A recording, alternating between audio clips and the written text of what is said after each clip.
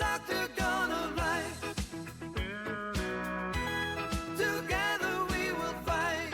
Shara Magomedov has his nose fixed up. He sustained a lot of damage in round 2 against Marc-Andre Barriault over the weekend. That was a back-and-forth entertaining round. The other 2 rounds were clear Shara bullet rounds. Shara only fights in the Middle East because of his eye issues, but stays very active.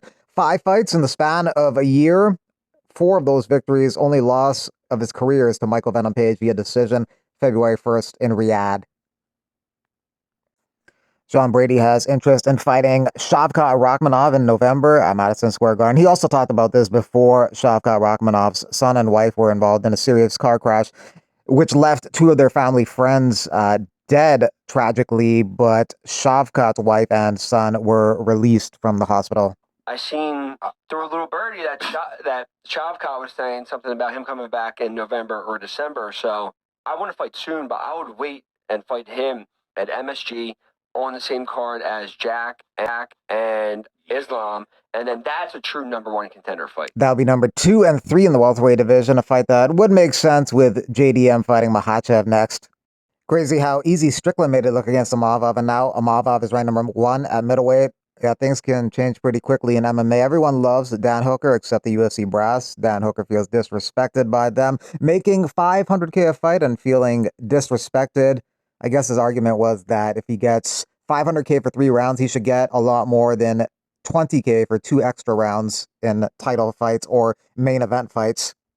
Power Slap has estimated 1 in 4 matches involving signs of concussion or TKO stoppage. The zero defense aspect of it is concerning to some people like Dr. Mike. This is like or the slap boxing. Slap is crazy, right? This is like someone needs to come out and speak out against it. So please. Yeah, I mean, it needs to be stopped. I'm actually filming a video on the topic right now because on slap. Yeah, I mean, not just slap, but like the most dangerous sports. And to me, like it takes the worst part about combat sports and accelerates it. Like, why is boxing problematic? Repeated blows to the head if someone's not protecting themselves. And here, the whole point is to not protect yourself and take blows. So it's literally taking the unhealthiest aspect and removing the healthiest aspect, which is all the cardio, the training that's required to box. So, like, to me, it's a nonsense. Yuli Diaz versus former UFC fighter Phil Hawes at Dirty Boxing 3 on the 29th of August in Miami, Florida. On the 23rd of August, Loney Kavanaugh versus Charles Johnson in Shanghai. It's kind of like a classic veteran versus prospect matchup. Kavanaugh brings explosive power and speed, especially in the early going. He's looking to come out aggressively. He has some highlight reel finishes. Johnson, you know, he has a lot of experience. He's gone the distance many times against tough competition. If he can survive early onslaught, his cardio, composure, and volume will help serve him. Johnson tends to build over time in a 3-round war and wear opponents down, so he'll probably test the cardio of Kavanaugh, and Kavanaugh may test his chin early. In all honesty, my body just couldn't take the impact of the MMA anymore. I suffered quite a heavy leg break last year, and it was just, I couldn't take the kicks anymore. And I think when you've got a bit of a chink in the armour or an Achilles heel, there's no point just fighting for money. I know some people like to do that, but that's just not why I choose to compete. And as a lot of people know, and a lot of people don't know, I come from boxing. I come from the amateur game, and it was always my dream to be a professional boxer. And the wonderful Mr. Eddie Hearn and everyone at Matchrooms gave me that opportunity. So I'm absolutely buzzing, to be fair. Chris Duncan would be fighting Murabetsky on Saturday.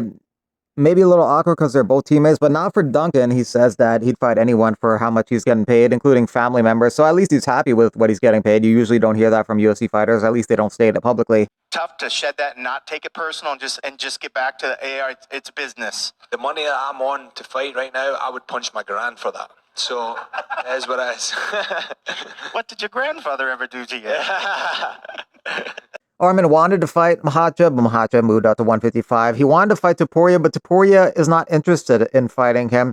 So now he has his eyes set on fighting Gaethje, but Gaethje wants a title shot himself. So eventually the UFC is sort of going to have to just step in and, you know, line up some fights at the top at 155. Who would you fight if you had a chance? Who you want?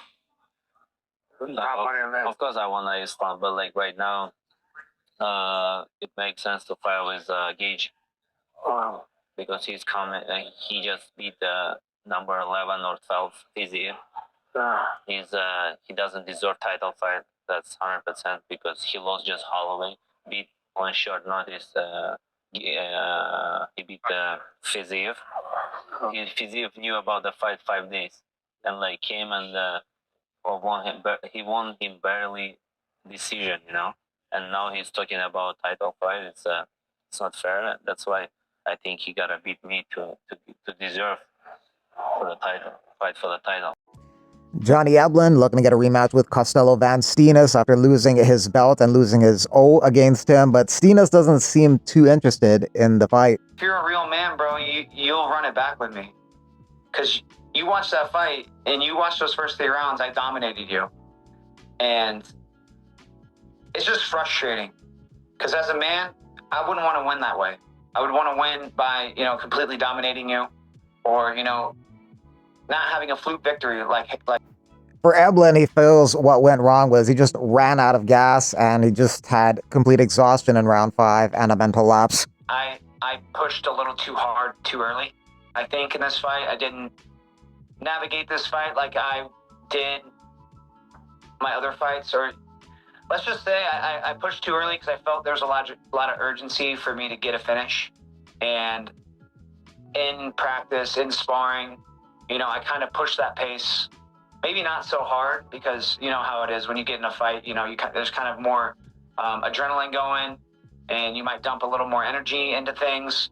But I was getting a lot of finishes in sparring, and I thought I was going to do the same thing in the fight, and it just didn't pan out that way. I won the first 3, 4th he came to fight, and he had a little bit more gas than me, and definitely won the 4th. And the 5th, I was winning. I had him down and just had a mental lapse. He got a reversal, and I was exhausted and made a mistake. But that's the fight game, man. That's why we love it. Did you have any sort of idea how much time was left in that moment? Did you have any sort of conscious thoughts like, oh, if I could just hang on for 10 seconds? I think so. I can't quite remember. I just knew that we were around the end. Yeah.